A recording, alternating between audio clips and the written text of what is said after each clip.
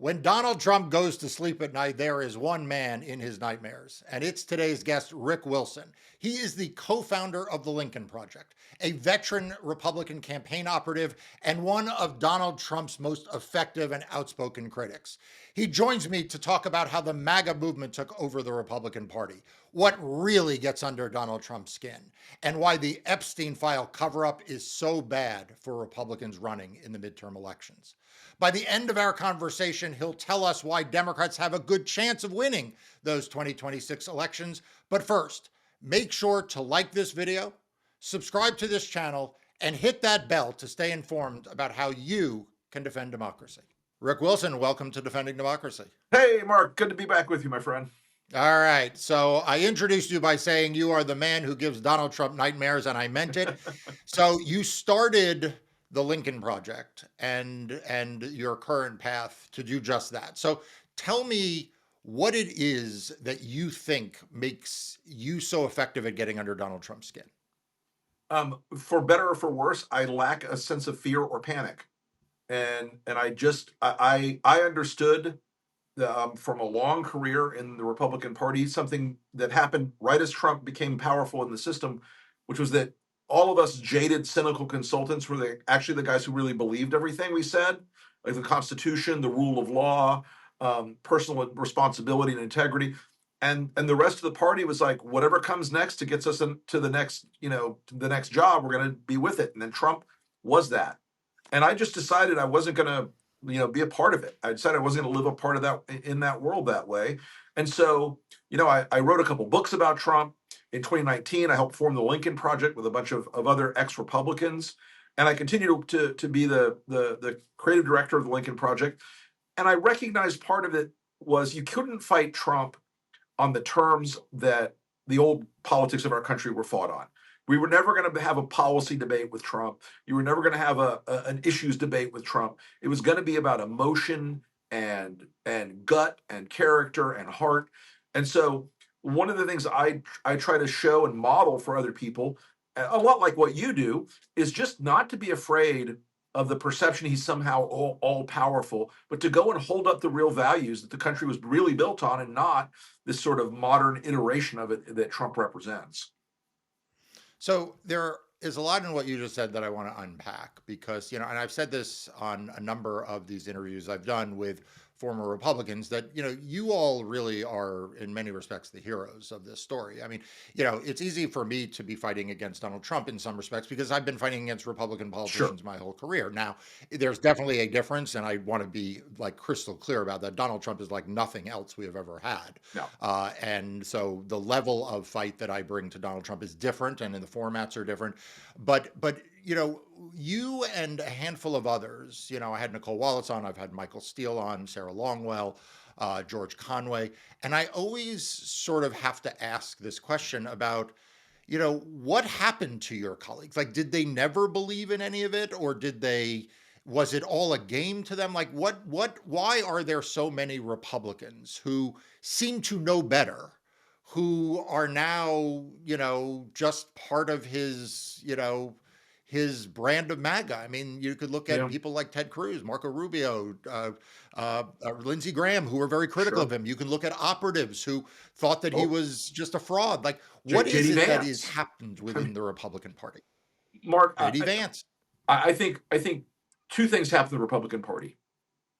The first was the emergence of a separate populist conservative subculture, and it came out of talk radio, and it came out of right-wing media on Fox and elsewhere. It came out of the rise of social media, where people were suddenly able to pick and choose the news they got, pick and choose the world they wanted to have represented to them.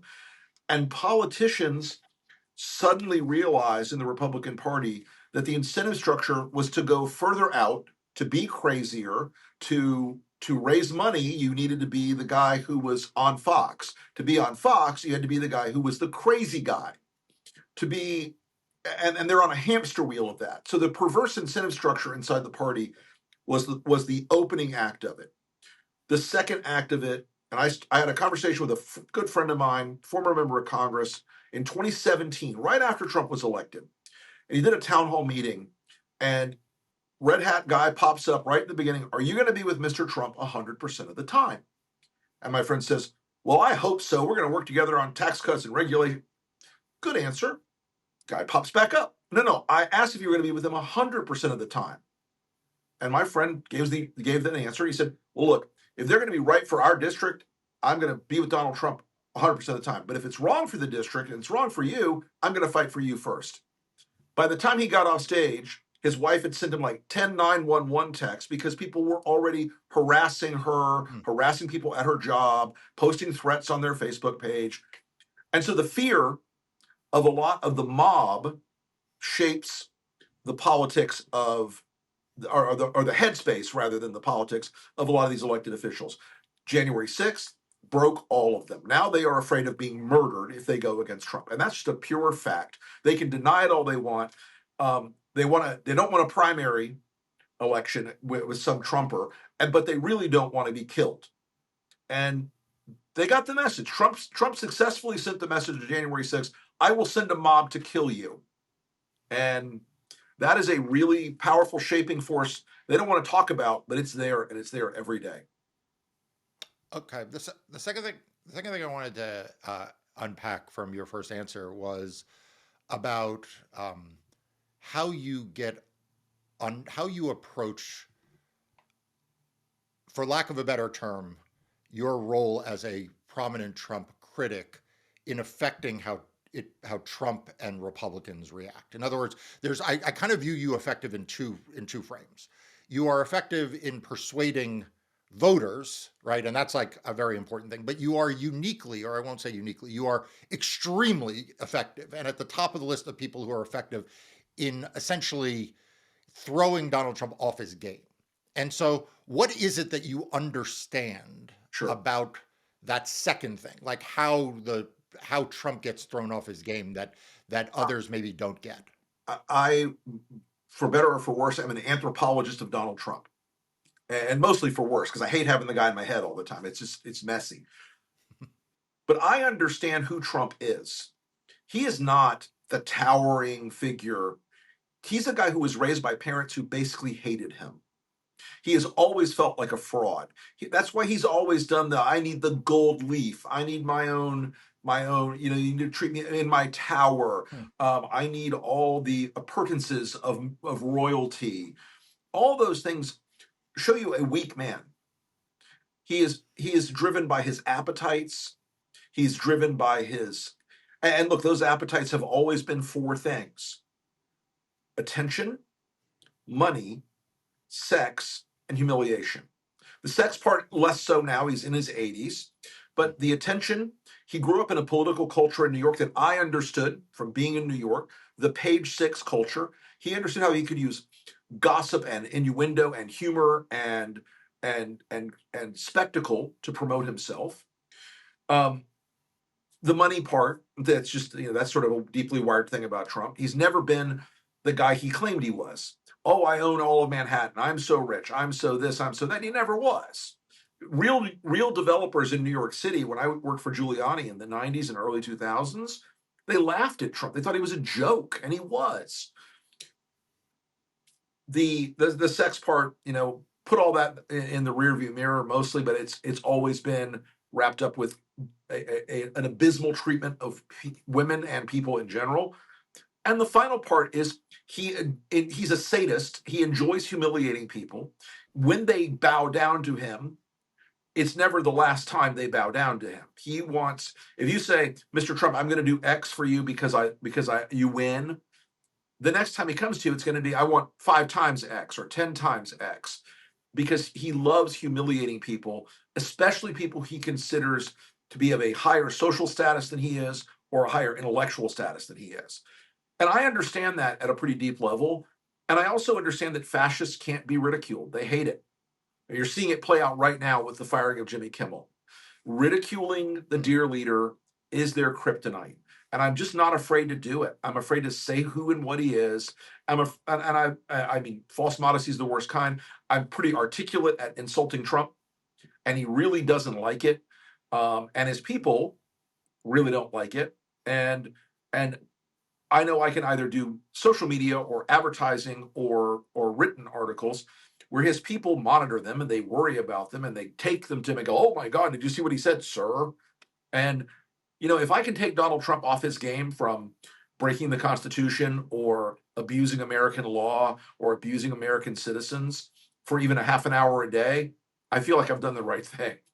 So let me ask you a question about the bowing down, because I completely agree with you that Donald Trump seems to take a pleasure in humiliating the people who bow down to him. In other words, rather than them rising up in his estimation, they actually just That's right. sign up for even more humiliation. And Mm-hmm. and the example I always use is Marco Rubio. Like, the media keeps saying 100%. Marco Rubio has all of these jobs because he is in fact being highly thought of. No, actually, Donald Trump Yeah. is humiliating Marco Rubio by basically saying, we don't need you to be Secretary of State. We don't need you to be any of these things. You're Right. just going to be the collector of the odds and end titles of the Yes. administration of things we don't care about. Yeah. But I want to ask you about the what you mentioned Jimmy Kimmel. What for example ABC News we can take, or ABC Disney, we could take them as an example. They have already humiliated themselves, right? They already paid him and his foundation or presidential library, whatever it is, Right. $16 million. Now they've come back and fired one of the most recognizable figures on their station. Do you think they don't get the fact that, like, this doesn't end? Like, the more they give, the more they will be required to do? They never seem to learn this lesson. And look, Bob Iger, who made this decision before this, was considered one of the great CEOs in America.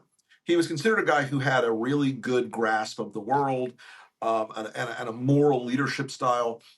And they want these various mergers that they're trying to do to be approved. And inside the room, I'm sure they're like, well, the FEC or the FTC or the White House could stop this if we don't do what they want. And what will the shareholders think? The problem is the alligator is always hungry. The alligator will always come back for more. You feed it once, it's going to come back up. You run out of food, it's going to climb up on the dock and eat you. And so, what happens next time when Donald Trump says, "Hey, Bob, I want Don Jr. and Eric on the board of Disney tomorrow," or something bad could happen to you. Um, and you've seen companies like CBS agreeing to have ideological overseers installed at the pleasure of the White House to monitor their content. Mark, I look at this as the corporate abdication of responsibility, not to their shareholders alone, but to the country, is absolutely mind boggling. It's absolutely staggering. So you understand the impact of messaging and paid advertising, free press, all of the different ways in which politicians Right. and parties and candidates need to communicate. And one of the things when you started Lincoln Project that became clear is that you all had a different sensibility than, let's say, the traditional way in which people have messaged against Right. Republicans. And I wonder if some of that comes from the fact that you had been a Republican and you had not grown up as a Absolutely. Democratic, media operative. What do you think that? What do you right? What talk a little bit about that? What is the Look, difference that you two, see? What is it that Democrats could be doing better? What is it that we could be sure, learning? sure. Look, first off, let me say this. The great thing about the Lincoln Project is we don't have a client. We have America as our only client. We're not trying to make an industry happy or an interest group happy. We're trying to save the country. So we're not as constrained by the things that make democratic advertising dull, recursive, boring to almost every voter. We're not constrained by that. The other thing about it is the Democrats go and they say, okay, we need to do an ad about X or Y issue. They will then focus group it. If anybody in that room is offended by the ad in any way, the ad dies. They make everything into this like vanilla paste of policy. They always want to win a battle about issues or policy because they still believe that elections are waged up here when they're waged here and in your gut. And so we understand that emotion is a powerful driver. That emotion can be shock or ridicule or horror or disgust or fear. And those emotions are really powerful in the electoral space. And so we use a lot of those in our voter facing ads to communicate emotional power about how you want to oppose Trump, or why you should oppose Trump, or why you should make a different decision. On the ads, we focus just on Trump. That's just pure psychological warfare against him personally. And so those are a little different, but nobody else had ever done those before. Nobody else had ever made those kind of ads before, of targeting the audience of one, as we call it. And when we started doing it, the first time we did it was an experiment. It was to try to get Brad Parscale fired. And we had heard a rumor from inside Trump world that Trump was Right. concerned how much money Brad was making. So we made an ad that looked like an MTV Cribs episode from the 90s about how much money Brad was making. He was fired 9 days later. And we understand how to rattle Trump. During COVID, we put up billboards in Times Square, first presidential campaign or big super PAC campaign to ever do that, about Jared and Ivanka. We knew it would take Trump off his game in the last 2 weeks of the election, because it would mean that people around him went to him and complained, and then he would get obsessed. So we understand the psychology of advertising is not trying to win a policy argument. And too often Democrats are like, check out page 74 of my climate change plan, and then you'll be convinced. It doesn't work that way in America. And we also understand sort of the merger of all the streams. Yes, paid advertising matters. It doesn't matter like it used to matter, but social media matters, earned media matters, big narrative setting ideas matter. So we try to do all those things in a way. And yes, a lot of it comes from our role as Republicans. When I was a Republican, my job, and I kept myself as anonymous as I could when I was a consultant. I didn't want to be out there in front of people. I didn't want to be a public figure. None of that. You would call me near the end of the campaign if you needed the guy to bring in the really rough stuff, the really bad ads, and I was that guy. But Democrats don't have that instinct for the jugular. They don't want to go out. They worry that the ad will, the Democratic Party had some ads pushing back on the trans issue that we made and that other folks made at the end of the campaign in 24. They wouldn't run them because they were afraid that they weren't supportive enough of the LGBTQ community. Instead of neutralizing the attack that Trump had used to hurt the Democratic Party and thus the LGBT community. Astounding. So another question I have for you, which comes out of a lot of my own thinking following 2024, and I want to gut check this with you. Yeah. And if you disagree, you should tell me I'm wrong. Oh, I will. Which is fine. I'm oftentimes wrong. I reflected a lot on Andrew Breitbart's famous saying that politics is downstream from culture. Sure is. And I wonder if sometimes we as Democrats and in politics generally, we kind of like resist that notion. We want politics to be downstream of policy. Like we want policy 100%. first and then politics to kind of like be the reflection of policy. And so, I don't know if you knew Andrew Breitbart when you were a Republican, but I'm sure you probably at least followed him more closely than I did. Talk to me about whether you think that is right, what it means exactly, and like what we should be doing about it. I think the proof case of it is the solidity of the Republican base, because it's not a political party anymore. It's a cultural movement, and it wraps up nationalism, populism, fascist adjacency, white nationalism. It's a culture. And it's hard to convince somebody in a culture to change that culture over a policy.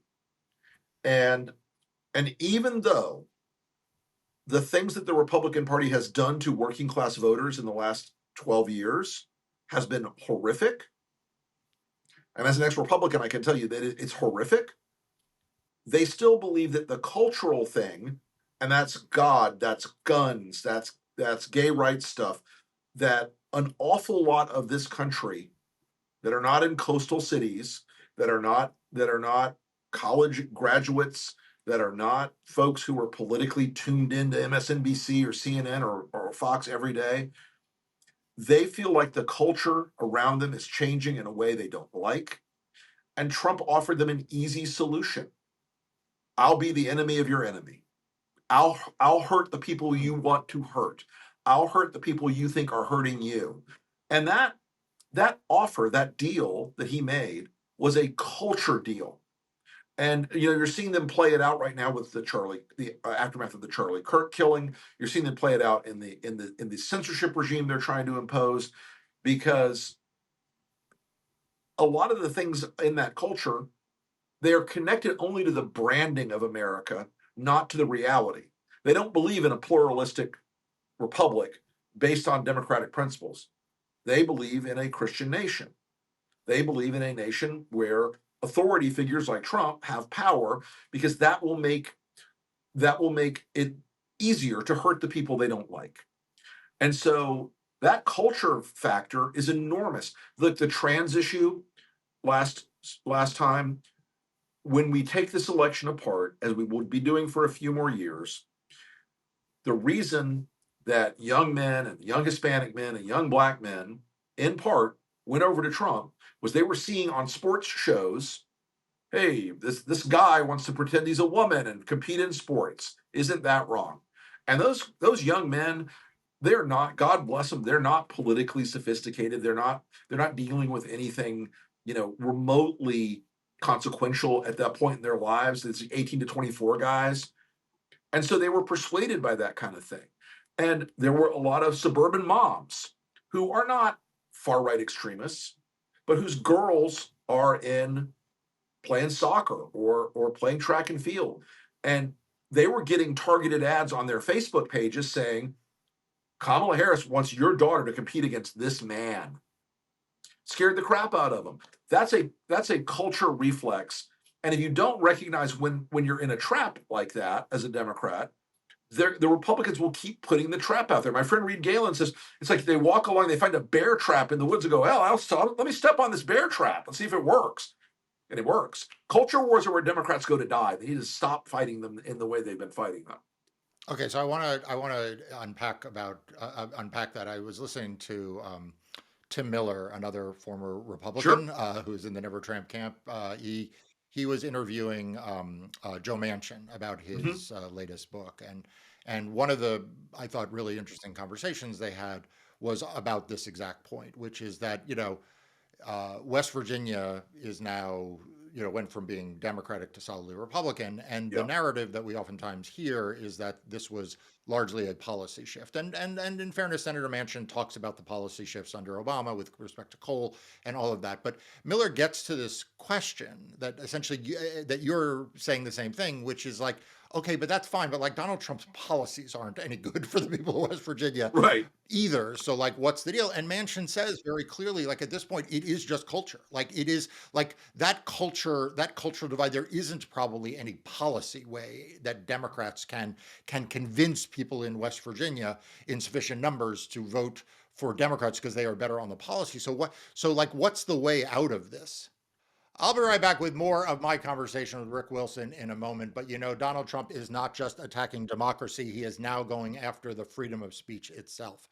Look, I started Democracy Docket in 2020 to be a platform where you could hear the unadulterated truth. It will never back down, it will never compromise, it will always stand up to Donald Trump. But it needs your help now more than ever before. For $10 a month, you can get access to exclusive events, insights from me, and most importantly, you can support Democracy Docket's mission. So please click in the link in the description below to become a Democracy Docket premium member today. Well, first off, Democrats have to stop talking to working class voters who do comprise a plurality of all voters. They've got to stop talking to them like they're the enemy. And they talk to them like they're the enemy. You're stupid and don't understand it, so we're going to fix it for you. Is not the way you win those voters over. It's, we know you feel pain. We know you have a problem. We know that your factory closed down. And we're not going to tell you that tomorrow is going to be great because we're going to train you to be a holistic windmill installer. We know there's a real problem here. We're going to help you fix it because we give a shit about you, because we give a damn about you. And don't try to make every candidate in every district across this big country of ours stick to a set of talking points that are approved by, the AOC Bernie wing of the party, because the most of the country is not that. And especially in the swing seats, these seats are largely white, largely slightly above working class. And you've got to go talk to people where they are. You can't, I mean, I would like to give me 10 Jason Crows to one AOC when it comes to communicating to working class voters. Have people in the Democratic Party who say overtly, I care about what's wrong. I care about what you're doing. You know, in North Carolina, when a lot of factories closed down during the post NAFTA window, we were doing a lot of work there at the time. We were focus grouping and polling voters and talking to people at one point, and they really felt like the Democrats lied to them. Oh, we're going to get job retraining, and then job retraining never showed up. Or if it was job retraining, it took them from having a good job in a factory setting to being in a call center, and they hated that. It was really problematic to try to sell that as a net win. And look, a lot of the things that the Democrats really focus on disconnect from those working class voters, and especially in suburban, exurban, and rural areas. And that includes guns. It's not that that's not a problem space in the country, but it is a way that Republicans have built a wall, a cultural wall. Say, yep, they hate you, they hate God, and they hate your guns. I mean, I can tell you from experience, that's how we took North Florida and transformed it from a solidly Democratic base to a solidly Republican base in the 1990s. So getting in touch with people where they are, stop listening to Washington consultants who say, well, we're going to go and talk about our new prescription drug plan. No, shut up. It doesn't work. Go talk to people and ask them questions. Go engage with voters. Go hear what they have to say, and don't disrespect them. Don't say, well, that's stupid. Climate change we need less manufacturing, not more. Don't let the things that are the incentive structure in Washington or in green rooms for cable channels lead you down a path where you disqualify yourself from talking to those working class voters. That's sort of my take on that. Okay. You are obviously an expert in messaging. You're also an expert in political analysis. So I'm now going to tap into your crystal ball. We are, Okay. we are still more than a year away from midterm elections, and that is always a dangerous time to ask people to predict outcomes. Yes. But I got you here, and so I'm going to do I'm going to put you on the spot anyway. Talk to me a little bit about what you see the landscape of Sure. 2026 looking like in the House and Senate.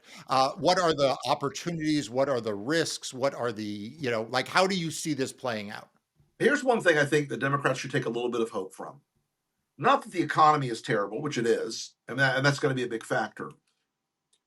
But Donald Trump is so much weaker than you think. He is right now 26 points underwater on inflation and prices. There is something that MAGA voters will do a lot of the time. Well, Donald Trump is helping everybody, and it just hasn't gotten to me yet. The economy's great, but it'll be here soon. But right now, the economy is unspinnably bad for a lot of his voters. When you go into the grocery store or Target or Walmart or the gas station, prices are not down, and you can't spin that away. You can't pretend that's not happening, because it's happening. And Trump has taken a massive amount of radiation on the economy. He's taken a massive amount of radiation. His polling numbers right now are so far below where they were in the first term, and they're so far below where Biden's numbers were at this time in the beginning of his term, where we had roaring inflation. We're going to go into 2026, unless there's some unforeseen economic miracle, with a economy that's dragging on Donald Trump pretty badly. An economy that is saying, okay, we tried your tariff game, it didn't work. And all these Republicans who backed Trump on this do not have the immunity that Trump has from reality with his voters. So when Congressman Smith is out there saying, yeah, these tariffs are great, sorry about all the lost jobs and higher prices, it's a less credible thing for even MAGA voters to believe, because it's not credible. It doesn't work. The laws of political gravity still apply down the ballot.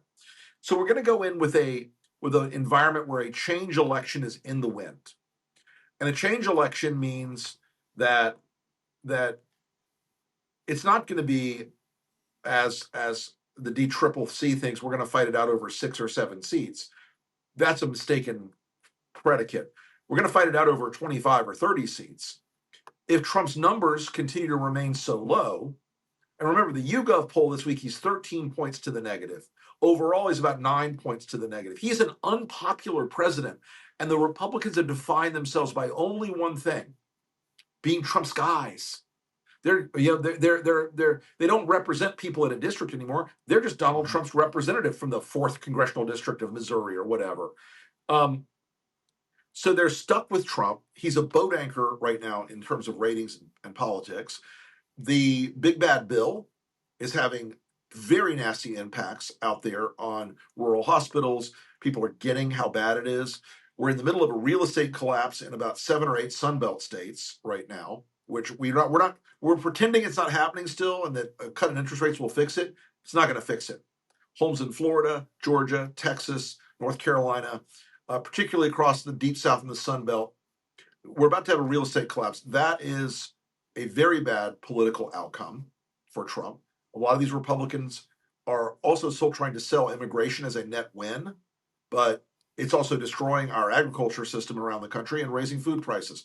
There are all the components here for a Democratic sweep of the House. The Senate, if you squint, turn your head, and look in the mirror, you can almost see a scenario where we get the Senate back, especially if we end up in a wave election. That'll be a 1-seat majority in the Senate. It'll be very tough to make it work, but there are really good signs as long as the Democrats do not fall for the bait of the culture war. Why is it that the Justice Department today is like, we're going to name all trans people as terrorists? They're not going to do anything of the sort. They want Democrats to overreact to it and make that about what the election is. For Democrats, this election must be about Trump's incompetence and the economy. Those two things, link those things together, and you've got a winning formula for 2026. So you had pretty good success when you were a Republican consultant, including in New I York. did. And Donald Trump, I would think, has had pretty good success on the issue of crime and immigration. Now, immigration is kind of a different issue now than it had been in the past, Right. but I think most people think that that is where Republicans right now are playing offense. I noticed you listed that though as among the places that you think Donald Trump is vulnerable. So that's a little counterintuitive, I think, to what It most of is. us assume, which is that those are actually the issues that Republicans excel on. So can you just unpack that piece of this a little bit? It's rare that a second order effect starts to impact politics. But right now, again across the Sun Belt, particularly, but nationally in certain sectors, you cannot get agricultural workers. We've got a lot of food this year that's going to rot on the vine because we can't get folks to pick it. I can tell you this: my family is in ag in Florida, and we can't find people to do citrus this year. You can't. They're just not there. You can't pay Anglos to do it. They won't do it for any amount of money. So construction is another area that is suffering right now. And if you look at the average guy who owns a construction company, he's probably a Trump voter, just demographically. And right now, they don't have the ability to complete jobs. So that second order effect, you rarely get a place where a bank shot works in politics, but that's a rising concern. And among farmers and folks in the construction trades and restaurant trades and industry, this evaporation of a large fraction of the workforce has not had a uplift for them, and they're not hiring new people. These people do jobs that no American is going to do. Home health aides across states that with an older population, Florida, Arizona, Nevada, a lot of them are here either legally or illegally, and now they're not around for that anymore. And so that price is going up. The big bad bill is having some impacts on the immigration side as well, because they're trying to make sure that that no one in this country um, has a sense of confidence that they can keep a job. You know, the rural hospitals closing, it's also going to end up, even if they don't close because of the big bad bill, they're going to end up sucking wind because they can't get staff. The whole thing has been Yeah. an economic disaster underneath the surface that nobody on the Republican side with that magical thinking BS that Stephen Miller does, you know, that there were millions of Americans just waiting to go out and do stoop labor to pick tomatoes and pick tangerines and pick green beans. It doesn't exist. So, and that's really hurting the economy. The food prices are going up in part because we can't get food off the fields. Yeah. So one of the biggest issues for my audience, thing I talk a lot about, I know it's something you care a lot about, is not something we have discussed. And there's a lot of debate, out there in the polling world, in the general public, in the media, among Democratic consultants, I'm sure among Republican consultants, although they don't talk to me as much, about the questions of democracy, right? Whether these are freedom of speech, the fact that, as you pointed out, that Donald Trump is now creating enemies lists that he is targeting. They are abusing the Department of Justice in unprecedented ways. The FCC has now become an arm of Donald Trump's effort to censor media organizations and bring them to heel. One of the things I always hear from folks is, well, that is not what voters writ large care about. That these democracy issues, rule of law issues, the fact that Donald Trump should have to follow the Constitution and the law, that these are Right. not what motivate voters. That it is more those economic issues. And I wonder. I mean, I don't doubt that that's what the polling shows. If that's what it shows, I do wonder whether that democracy, though, is one of these culture issues that Democrats could build around. It is. There is a, you could say that, that following rule of law is not just a policy, it is actually a culture of democracy. Am I wishful thinking here, or is there any salience among voters outside of me and my audience, people who watch these videos, for these issues? I had a I won't say a fight, but a testy discussion with a Democratic consultant not too long ago. It was on the same subject, and I said, "Let me tell you why democracy isn't a big issue with voters, because you haven't made it one, because you haven't transformed it into one, because you haven't made the sale to their heart and their gut about how dangerous a world is without the rule of law." And there's a backdoor way into that democracy debate, and it's corruption. A functioning democracy, a functioning republic with good systems, good rule of law, legislative checks and balances, an appropriately non-political judiciary, that helps prevent corruption, which hurts people. But the system Trump is building is profoundly corrupt, and it will hurt people.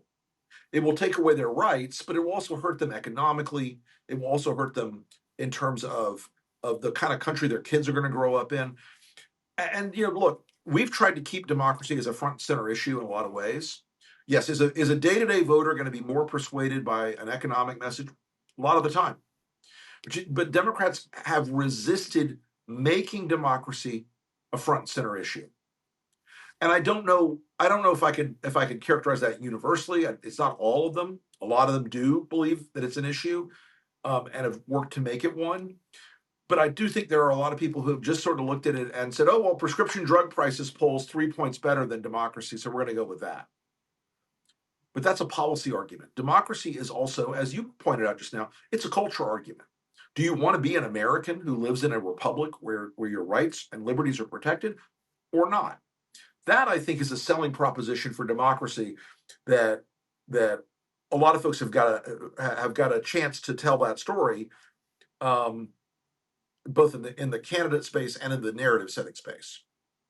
So there's one other issue that I got to ask you about, because it is something I think has a lot of power with voters across the spectrum, and it seems to flare. It flared up, and now it seems to have disappeared a little bit. And this is the Epstein files. I mean, it is clear to me that Donald Trump does Yeah. not want whatever is in the Epstein files to become public. Oh, So it has the benefit, I would say, of getting under his skin, right? Like that's like. But it's a that's bonus. one. But the second is, it seems to be an issue that actually a lot of Americans care about. It is an issue that reflects something in the American psyche that they think is wrong. And so, how do you Mhm. think of the Epstein files? Do you think of it as a get under the skin issue, a culture issue, a issue that is sort of nichey, or something that has broader appeal? I think the Venn diagram overlaps. I think the reason that even Republicans, even a majority of Republicans want the Epstein files released is not just about Trump. It is about powerful people abusing people with no power. And that's the set aside the the sort of snarky nature of teasing Trump about the Epstein files. It is a story of powerful men abusing young girls. There's a sense of injustice about it. I think that has affected a lot of Americans where they say, we can't be a country that permits this, that permits the powerful to have no consequences and no accountability. The complexifier in this is that Trump is, for whatever his set of reasons, desperate to run what is now, I think, quite evidently the largest cover up in American political history. This is now, you've got the FBI director, the deputy FBI director, the deputy director of the Department of Justice, and the attorney general, all intimately involved in covering up this material.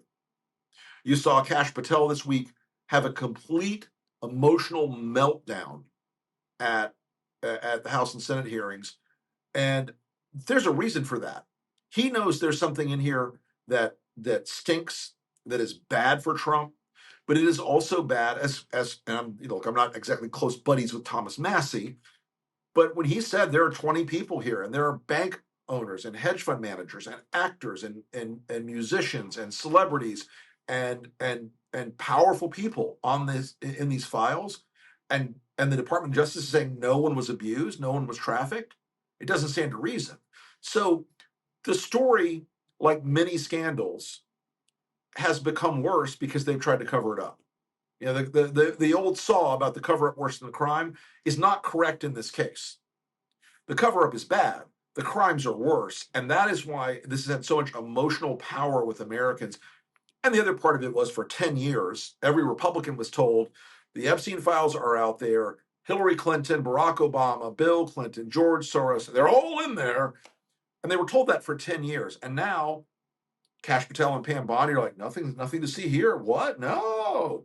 It doesn't work for them emotionally. So it's a bad issue for Trump. It psychologically gets under Trump's skin like very few other things.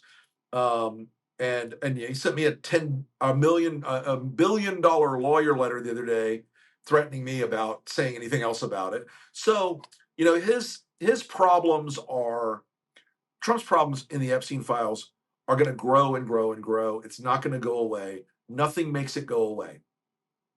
So, you know, and, and and again, it is a story not about sex. It's about the abuse of young women by powerful men. So I am sure that as you travel the country and as you talk to folks, you sense a real despair out there Sure. among Democrats, among, frankly, not just Democrats, among all Americans or many Americans.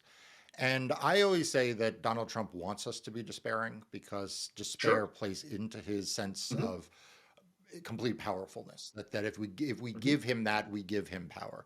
What do you tell folks when they say that they feel helpless, that they don't know what to do, that they doom scroll? Like, what do you tell First off, everyday Americans that they first off, should be doing at this and this time? is something that I had to do for my own self after a long time on Twitter.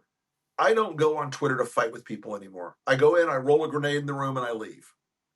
Have a little fun with it, shatter the narrative a little bit, and I go. Doom scrolling is algorithmically designed to make you feel like shit. Whether you are on Twitter and it's designed to make you feel like the world is full of racist scumbag a-holes, or whether you're on Instagram and it's meant to make you think that everyone is younger, thinner, and has better hair and richer and is richer than you are. All these things are built to make you feel a certain way. And Trump feeds into that ecosystem with all the negativity that he brings into the body politic and the culture more broadly. Um, but I also tell people there is one cure for feeling like the world is coming down around you, and that's to get in the fight. Stand up. Speak out. Find that one thing that you can or want to do to push back on this. Find that one thing that makes you go, I'm going to get up this morning and kick the crap out of the bad guys and go do it. And it could be anything. And I have a friend of mine who is a public figure, um, in a red state, cannot do most of this sort of publicly facing stuff. Business person, and this person spends a lot of time text banking and phone calling for Democratic candidates. And they're like, you know what? I wish I could be out there, but at least I feel like I'm doing my tiny little thing I can do. And everybody needs to find the thing that they can do. And you fight this stuff out in the courts, to the survival of the country, I think. And it's working. We fight it out in the narrative space, the storytelling space, the communication space. The Bulwark fights it out in the journalism space these days, and in bringing insight together. Folks all across Substack are bringing this, building this new journalism to participate. There's a young guy out in Colorado who writes for Lincoln Square now, a guy named Evan Fields. And Evan was a military vet, and he just was like, I don't know what to do. I don't know how I can do any of this and be in this fight. And I was like, start writing about it. And he's become this like really talented voice, articulating as a young guy who should be a Republican voter on paper. On paper, he should absolutely be a Republican voter. But he's like, I can't be a part of that country. That's not the country I served an oath or swore an oath to. And so, there's just a lot of folks out there who feel like there's nothing there for them to do in the fight, but there always is, folks. You got to find the thing that you can and want to do. Rick Wilson, you are a fighter. I mean, you are a leader of the fight. And Thank I you. say Thank this you, on Mark. behalf of millions of Americans. Thank you for everything you do. Thank you for Thank putting you. yourself out there. It is not easy sometimes to take the incoming that comes with standing up for what is right and standing up for democracy. You are a hero and a champion. And thank you for joining me today. I appreciate you, my friend. I'll talk to you soon.